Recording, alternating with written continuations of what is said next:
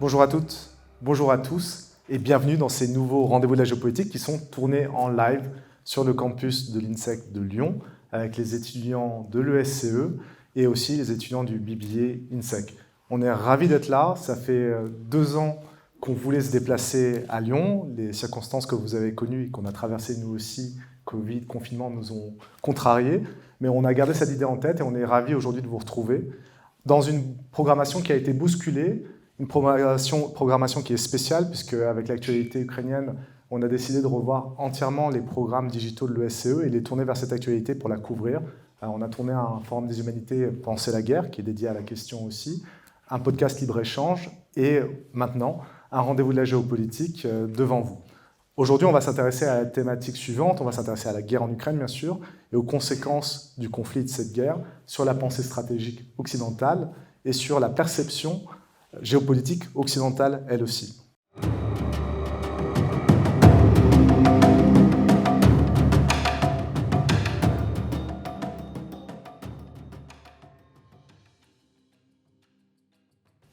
Alors, pour ces rendez-vous de la géopolitique, comme d'habitude, j'ai le plaisir de retrouver Fabrice Ravel. Fabrice, bonjour. Bonjour Olivier, bonjour à toutes et à tous, et surtout un bonjour chaleureux à l'équipe pédagogique de l'ESCE qui nous a accueillis merveilleusement aujourd'hui, et un grand salut à la totalité de nos étudiants de l'ESCE Campus Lyon. Olivier a raison de souligner que ça fait pratiquement 24 mois qu'on souhaitait vous voir. La Covid n'y a rien empêché, mais nous voilà, et je pense avec un sujet qui est particulièrement crucial pour votre génération.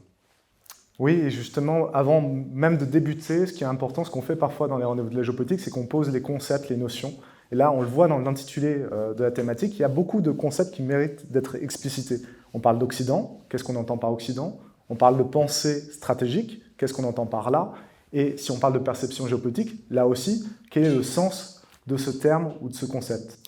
Oui, en préambule, dans la continuité de vos propos initiaux, vous me permettrez de faire remarquer qu'évidemment, on s'est un petit peu interrogé sur la thématique. C'était difficile en cette fin mars 2022 de faire un autre sujet que l'Ukraine, même si on l'a déjà évoqué. Donc pour nous, la question était de savoir comment l'appréhender et sous quel vocable ou sous quelle problématique l'évoquer.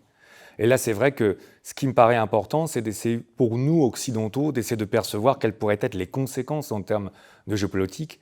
Donc évidemment, on a un premier vocable qu'il faudrait définir longuement, sur lesquels d'ailleurs il pourrait y avoir des différences d'interprétation qui seraient très importantes.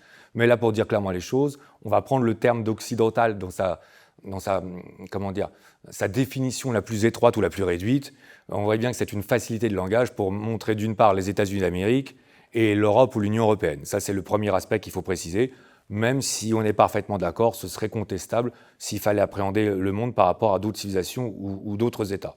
Il y a un deuxième point qui paraît important, et ça, c'est vrai que j'ai à cœur de le préciser pour nos étudiants, parce que là, on a la stratégie et on a la conception géopolitique. La stratégie, c'est bien sûr la démarche qui consiste à savoir qu'est-ce qu'il s'agit de mettre en place pour atteindre un objectif. Mais la pensée géopolitique, enfin la pensée stratégique, mais la conception géopolitique, c'est quelle est l'idée qu'on peut se faire de la géopolitique, quel est son mode de fonctionnement, comment est-ce que la géopolitique, ça fonctionne. Et je crois qu'on va être amené à y revenir dans le cadre de cette séance. L'une des conséquences les plus fondamentales des événements depuis le 24 février 2022, c'est que je pense que les Occidentaux sont touchés de plein fouet en termes de réflexion sur la perception qu'ils avaient auparavant de la géopolitique et sur la réalité de la géopolitique telle qu'elle transparaît désormais avec cette guerre entre la Russie et l'Ukraine. Alors, si vous le voulez bien, Fabrice, on va essayer de faire un distinguo justement entre cette pensée stratégique et la conception géopolitique. On va commencer d'abord par la pensée stratégique, et puisqu'on parle de l'Occident, on va essayer de découper aussi ce bloc et parler des États-Unis. Quels sont les enseignements qui sont liés, qui sont retirés de la guerre en Ukraine par les États-Unis aujourd'hui, du point de vue stratégique?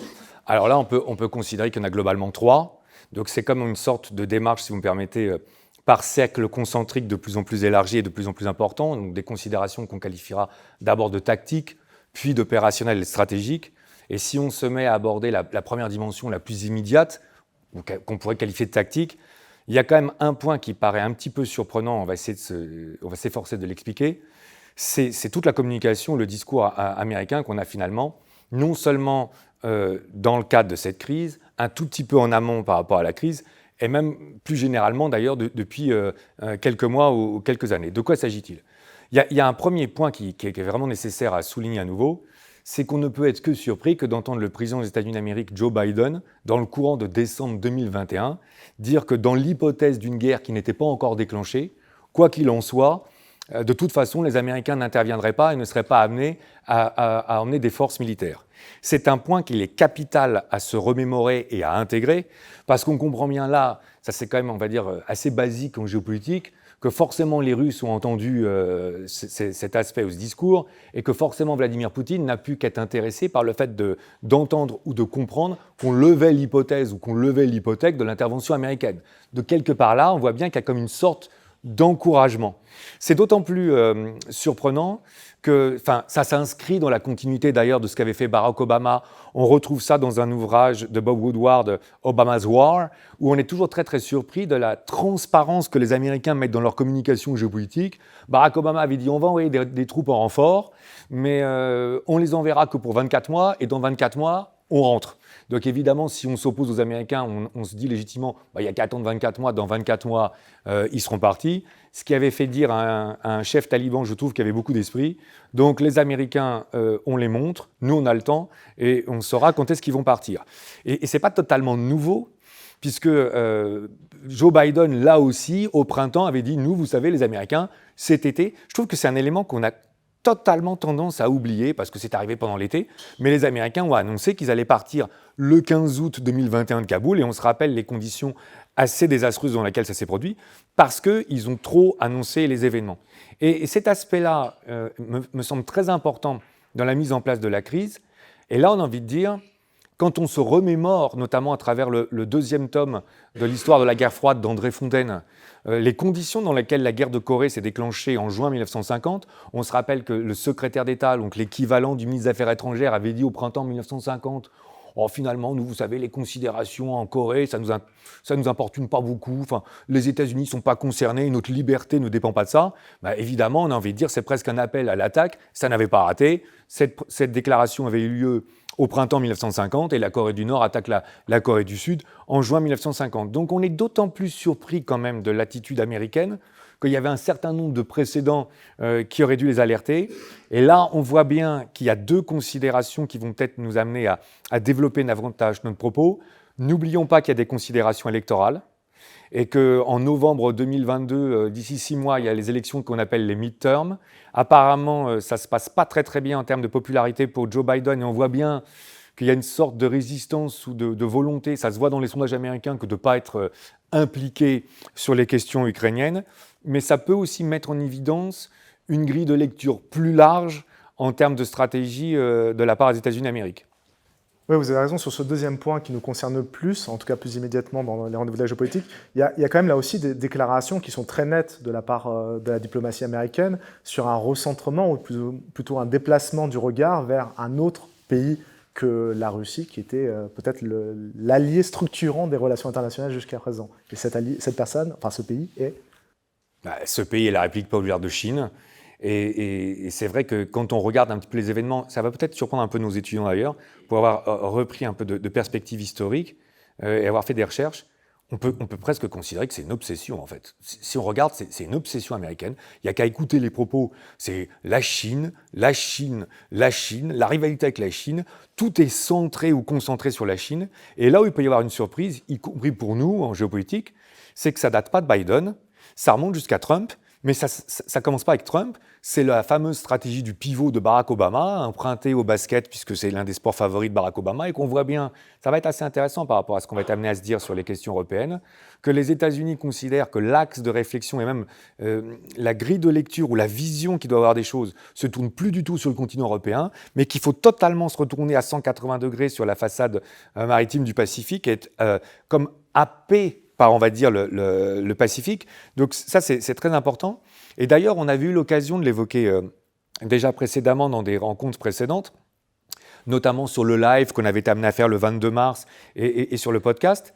Il y a quelque chose qui était très interpellant dans le fameux livre de Graham Allison, « Le piège de Thucydide, la guerre sera-t-elle possible entre la République populaire de Chine et les États-Unis ?» C'est qu'en réalité, donc je rappelle quand même professeur à Harvard, très réputé, du très très haut niveau en géopolitique. En fait, quand on regarde le livre qui fait à peu près 240 pages, On se rend compte qu'il y a des comparaisons qui sont mises en place pour essayer de voir qu'est-ce qu'on peut anticiper sur l'avenir des relations entre la République populaire de Chine et les États-Unis. Mais finalement, on fait complètement abstraction de tous les autres acteurs. C'est-à-dire qu'en réalité, on parle de la Chine, mais on va être amené à venir. Tous les autres acteurs, finalement, sont carrément oubliés. Et là, si on élargit nos propos, on voit bien que ça nous plonge spontanément dans une vision américaine qui est assez particulière sur la géopolitique actuelle. On a l'impression que les États-Unis ont construit leur raisonnement sur un monde bipolaire qui n'est plus après la chute de l'URSS. Ils ont cru qu'ils étaient les seuls, donc capables de mener une politique unipolaire. C'était eux qui étaient le leader mondial. Et aujourd'hui, ils ont voulu presque reconstruire un monde bipolaire avec la Chine. Et la situation actuelle montre qu'un nombre d'acteurs croissants apparaît sur la scène internationale et qu'il va falloir en tenir compte pour réorganiser, restructurer sa pensée stratégique. Oui, c'est exactement ça. Et d'ailleurs, en guise de transition, ça aussi, c'est quelque chose qu'on avait été amené à dire devant nos étudiants à Paris, là aussi en live, je me souviens bien en septembre. On se posait, il était encore temps de se poser la question, de se dire Vladimir Poutine et Joe Biden sont-ils condamnés à être adversaires en géopolitique? Parce que, évidemment, là, ça prend un relief particulier depuis le déclenchement de la guerre en Ukraine, mais il y a quand même quelque chose qui est assez interpellant dans cette, on pourrait quand même dire, manque de stratégie américaine ou de cohérence. Notamment si on reprend les propos de Brzezinski ou si on reprend les propos de Kissinger, c'est que si vous partez du principe à tort ou à raison, on peut en discuter, à tort ou à raison, mais si vous actez le fait, comme c'est le cas globalement de la société américaine, s'il y a bien un point de consensus sur la société américaine, que vous soyez républicain ou démocrate, ou que vous soyez derrière Trump ou derrière Biden, c'est la perception d'une menace chinoise, à tort ou à raison. Mais là, la logique eût voulu qu'à ce moment-là, vous pouvez légitimement vous interroger sur « Ok, mais qu'est-ce qu'on fait des Russes ?» Or, on a l'impression qu'on les a complètement ignorés. C'est même pas qu'on a voulu les écarter, c'est qu'on ne les a pas pris en compte. Et comme le dit Hubert Védrine dans un recueil, dans la collection bouquins que je conseille vraiment, moi j'ai le sentiment que parmi les auteurs français, c'est l'un de ceux qui est le plus remarquable. Il a exercé des fonctions de ministre des Affaires étrangères très très importantes. Une vision du monde. Il y a un terme qui m'a beaucoup prêté à sourire parce qu'il me dit « mais c'est même pas qu'on est dans un monde bipolaire », mais Hubert Védrine fait remarquer un monde multipolaire, c'est non seulement un contresens géopolitique, mais c'est un contresens physique. Qu'est-ce que c'est que quand on a plus de deux pôles? Et donc en fait, on est en train de se rendre compte que nous, les Occidentaux, par facilité, par histoire, par peur aussi peut-être de perdre un monopole dans la géopolitique, on est en train d'oublier qu'on est loin d'être tout seul. Et que l'idée qui consisterait à dire bon, il y avait la guerre froide avec les Russes, puis maintenant il y a la guerre froide avec les Chinois, c'est peut-être très simple. Si on prend le vote à l'ONU, qui est très intéressant, certains de mes étudiants nous en parlent quand on est en cours, du 2 mars dernier, qu'est-ce qu'on constate? Il y a 35 pays qui se sont abstenus, Olivier. 35 qui se sont abstenus. Et on pourrait déjà faire un petit calcul d'ordre démographique.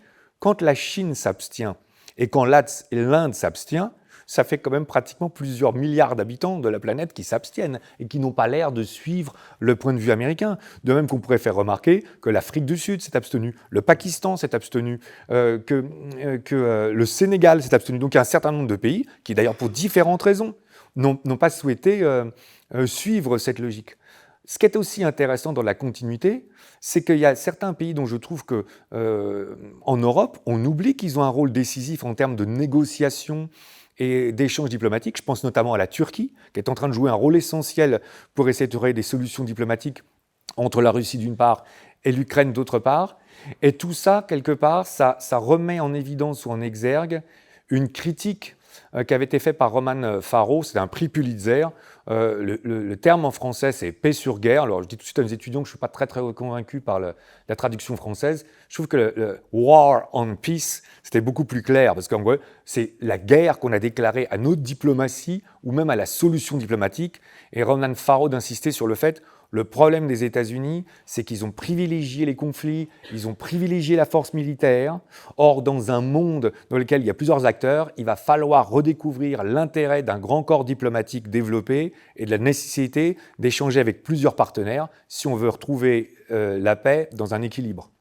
Alors, si on tire le fil toujours de la pensée stratégique et qu'on s'intéresse à l'autre partie du monde occidental, l'Europe, là aussi, c'est quelque chose de très intéressant parce si on pense à leur pensée stratégique, si je voulais être un peu provocateur, on sombre dans un abîme.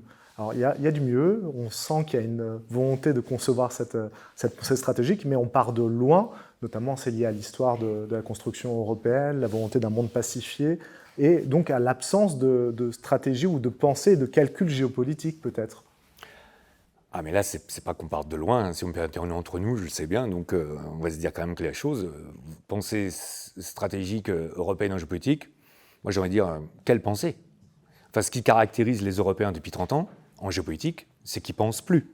Et d'ailleurs, si vous me permettez, il y a quelque chose, on parlait de la Covid qui nous a empêchés de rejoindre nos étudiants lyonnais plus rapidement, mais il y a quelque chose qui était assez frappant dans les premiers mois, ça m'avait profondément marqué, donc du printemps 2020, c'est que tout d'un coup, en Europe, on a été resurpris du fait qu'il y a certains objets, le masque, certains médicaments, qui sont à vocation stratégique.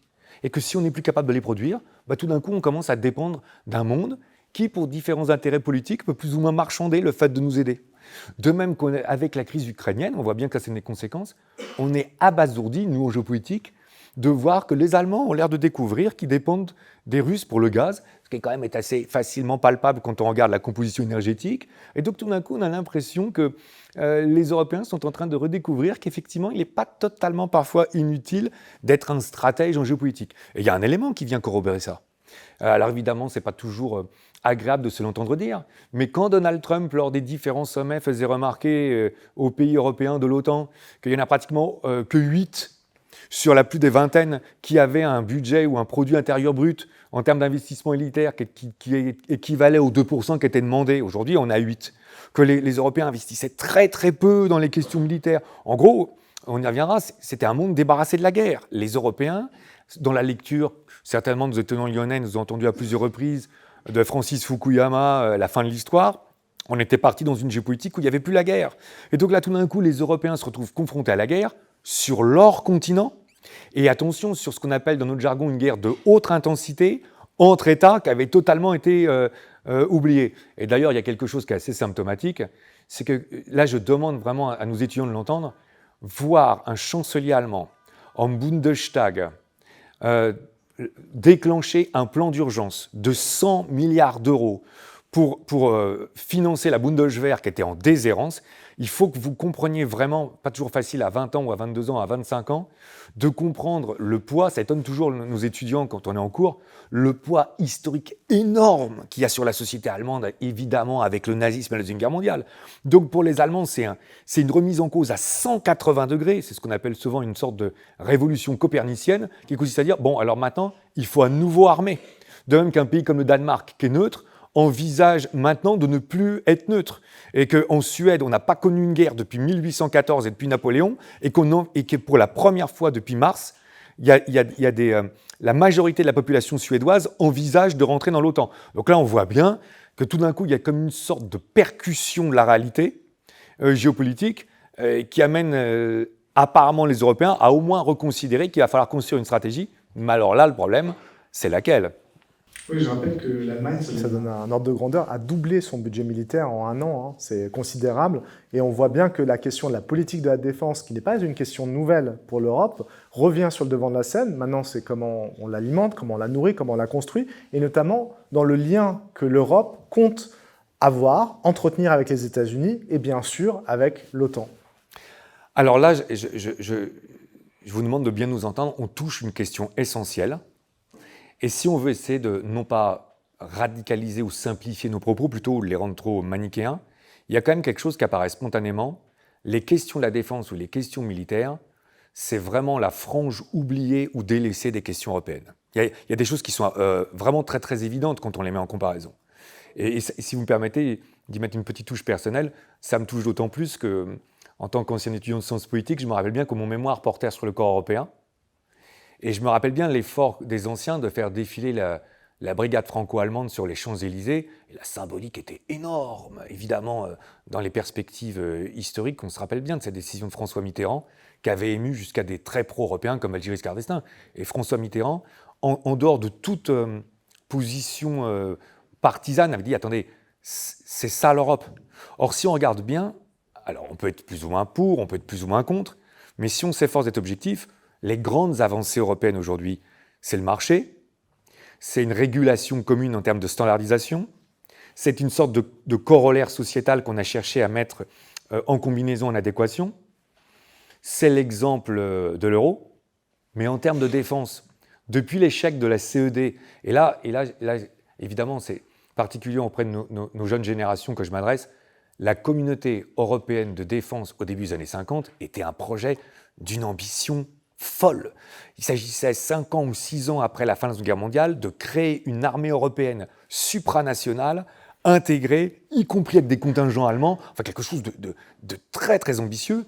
Mais suite à cet échec-là, il faut être honnête, ensuite on a été un peu timoré, et donc les évolutions étaient assez rares. On a fait, d'abord il y a eu la force d'action rapide, la phare, et puis il y a eu la brigade franco-allemande avec une symbolique évidemment très très importante, et puis il y a eu l'Eurocorps, la PESC, mais en fait si on regarde bien, les avancées sur les questions européennes sont très peu importantes, et là en fait il va y avoir une question clé, c'est quelle armée européenne ?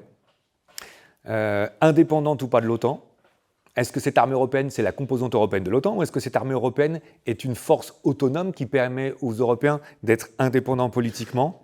Et on ne peut pas s'empêcher de penser à un ouvrage de Michel Albert qui s'appelle « Le Paris européen » qui a été écrit en 1983, je me souviens bien de ça, dans lequel il disait « La construction d'une armée européenne permet de telles économies d'échelle avec un budget européen » au lieu de 27, qu'on pourrait avoir une armée européenne avec des matériels dans un rapport de 1 à 5 ou 1 à 10, et avec des effectifs parfois de 1 à 10 ou 1 à 15, mais avec des budgets beaucoup moins importants, ce qui permettrait par ailleurs de consacrer cette part de budget gagné sur le social. Mais là, on voit bien que derrière les questions militaires, il y a clairement autre chose qui se profile, n'est-ce pas Olivier ?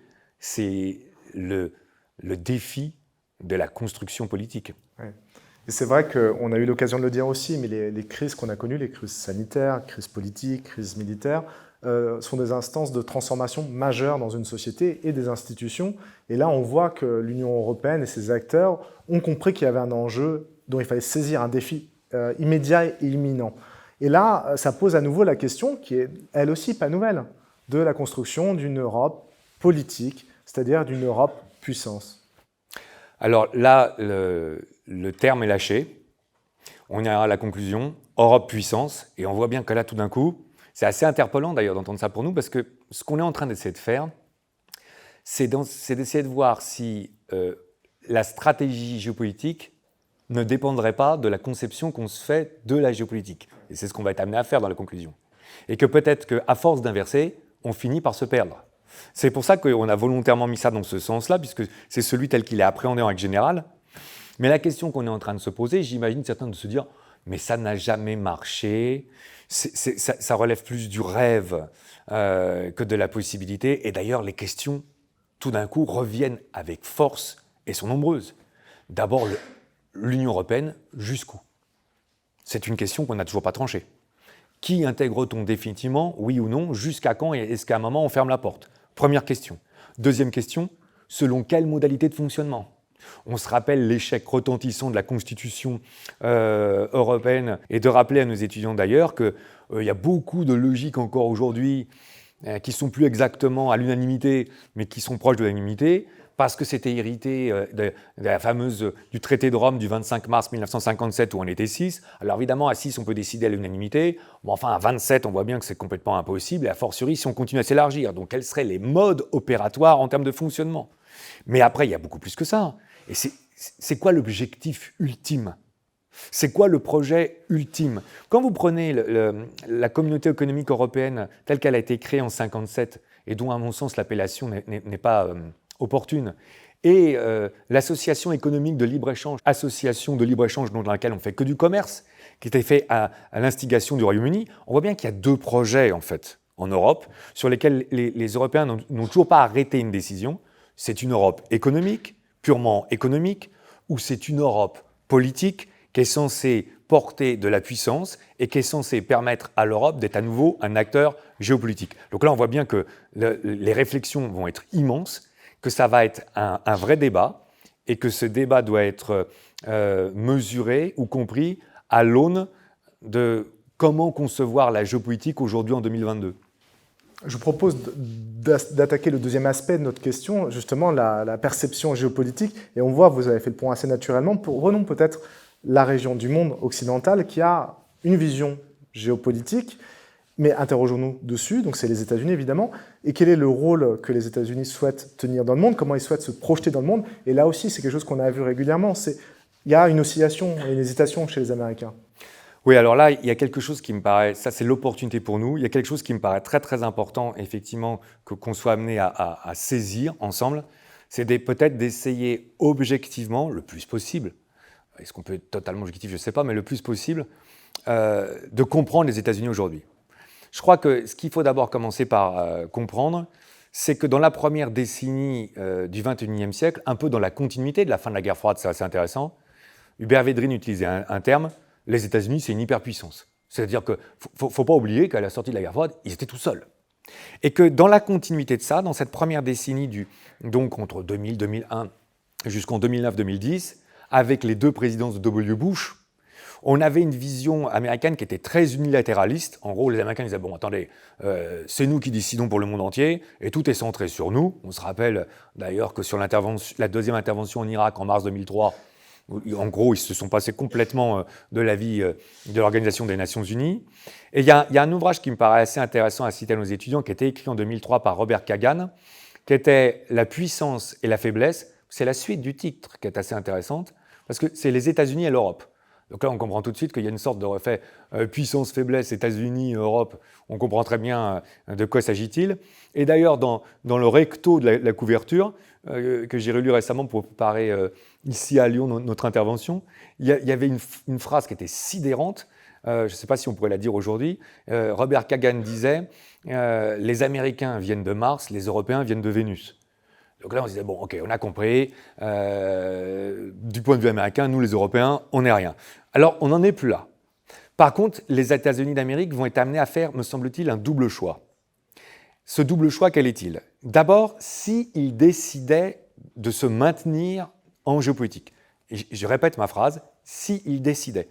Ce qui veut dire, je crois qu'il faut appréhender une hypothèse sur laquelle on va revenir, où il n'est pas évident que les États-Unis vont faire ce choix-là. Ça paraît fou à dire, mais il va falloir redresser une hypothèse qui correspond en plus à leur histoire. Si les États-Unis décidaient donc de se maintenir en géopolitique, il me semble qu'il y a deux voies qui s'offrent à eux, que d'ailleurs on revoit bien dans un ouvrage là aussi qui avait été écrit au début du XXIe siècle par Gérard Chaliand et Arnaud Blin. C'est un ouvrage qui en gros c'était les nouveaux « America is back », les nouveaux Césars du Pentagone, et dans lequel il s'efforçait d'appréhender les différents courants politiques des États-Unis. Et là, il y avait deux choses qui étaient assez intéressantes, parce qu'on voit bien qu'il y a un courant qui se veut assez réaliste, pragmatique, dans lequel on peut envisager que les États-Unis vont essayer de construire des partenariats ou des alliances avec un certain nombre d'États, en faisant abstraction des civilisations, en faisant abstraction des sensibilités politiques, en faisant abstraction d'un certain nombre de choses sur lesquelles ils sont d'accord, mais de trouver un équilibre pour faire en sorte que, ça c'est très réel politique, on ait la paix grâce à l'équilibre. Bon. Ça c'est plutôt d'ailleurs, c'est le titre d'une partie que donne Gérard Chaliand, c'est assez intéressant, Teddy Roosevelt ou le retour à la réelle politique, c'est page 76 de l'ouvrage. Mais il y a une deuxième grille de lecture qui est assez intéressante, et qui là, d'ailleurs, montre à quel point elle est prégnante aux États-Unis, qui explique peut-être un peu les discours de Joe Biden qu'on évoquait tout à l'heure. C'est très moraliste. Gérard Chaliand dit « le catéchisme de Woodrow Wilson ». De quoi s'agit-il? Il s'agit de rappeler que depuis le début du XXe siècle, les États-Unis, parfois aussi, s'apprécient eux-mêmes ou s'envisagent eux-mêmes comme un État très particulier en géopolitique, qu'elle a pour défendre la liberté et la lumière, et que les États-Unis ont un destin particulier. Mais alors, en l'occurrence, ça change tout, parce que ça veut dire que les États-Unis, s'ils s'inscrivent dans cette grille de lecture, ne pourraient percevoir une alliance qu'avec des démocraties, avec un risque pendant qui consiste à nous amener sur une logique où tous les pays qui ne seraient pas des démocraties alors s'inscriveraient directement contre une alliance occidentale, ce qui n'est pas forcément d'ailleurs très, très heureux. Donc là, il y a un premier choix, mais je crois qu'il y a une autre hypothèse qu'il ne faut pas complètement écarter, et qui est la suivante, c'est que la tradition historique américaine, la tradition politique américaine, c'est la doctrine Monroe, telle qu'elle a été édictée le 2 décembre 1823 lors d'un message au Congrès par le 5e président des États-Unis, James Monroe, qui est la doctrine de l'isolationnisme, et qui consiste à dire, nous les Américains, ça va bien tout ça, mais on se retire des relations internationales, Comme j'attire votre attention, il l'avait fait suite à la Première Guerre mondiale. On oublie trop souvent que c'est Woodrow Wilson qui a proposé la Société des Nations, mais les Américains n'ont pas souscrit à la Société des Nations. Et là, pourquoi est-ce qu'il pourrait être tenté par ça ? Parce qu'il pourrait considérer que le monde actuel étant trop compliqué à gérer de par la multiplicité des acteurs, le monde actuel n'étant pas assez dangereux par les États-Unis, parce que qui menace véritablement les États-Unis d'Amérique là ? Enfin, quel pays proche qui peut les menacer ? Et en plus, accaparés comme ils peuvent l'être par des questions sociétales internes, on voit bien quand même que les États-Unis sont profondément divisés, les dernières élections présidentielles l'ont montré, on pourrait avoir cette sorte de tentation Monroe, si vous me permettez cette expression, c'est-à-dire les États-Unis, où nous, finalement, ça ne nous intéresse plus. Et ça va évidemment poser une question d'autant plus importante que ça va nous ramener sur un acteur à ce moment-là, qui est l'Europe ou l'Union européenne. Oui, sur la perception géopolitique de l'Europe, c'est quelque chose dont on a beaucoup discuté. C'est vrai qu'il y a une tradition géopolitique européenne qui est forte, que ce soit chez les Allemands, chez les Anglais ou la France. Mais aujourd'hui, on a l'impression d'être là aussi dans une sorte de vide géopolitique qu'on a déjà un peu évoqué.